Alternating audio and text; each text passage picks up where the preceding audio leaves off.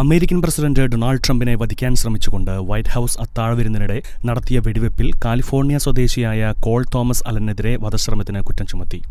വാഷിംഗ്ടണിലെ Hilton ഹോട്ടലിൽ നടന്ന white house correspondence ഡിന്നറിനിടെയായിരുന്നു നാടകീയമായ ആക്രമണശ്രമം നടന്നത്.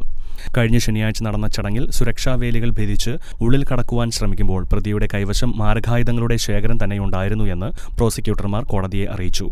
തിങ്കളാഴ്ച കോടതിയിൽ ഹാജരാക്കിയപ്പോൾ പ്രതി അതീവ ശാന്തനായാണ് കാണപ്പെട്ടത്.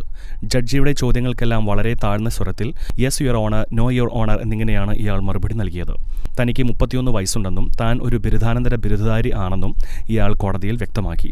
പ്രസിഡന്റിനെ വധിക്കാൻ ശ്രമിച്ചതടക്കമുള്ള ഗുരുതരമായ കുറ്റങ്ങൾക്കാണ് ഇയാൾക്കെതിരെ ചുമത്തിയിരിക്കുന്നത്. കോടതിയിൽ കുറ്റം തെളിയിക്കപ്പെട്ടാൽ പ്രതിക്ക് ജീവപര്യന്തം വരെ തടവ് ലഭിക്കാൻ സാധ്യതയുണ്ട്. നിലവിൽ പ്രതിയെ കൂടുതൽ ചോദ്യം ചെയ്യുന്നതിനായി കസ്റ്റഡിയിൽ വിട്ടിരിക്കുകയാണ്. International desk, Shekinah news.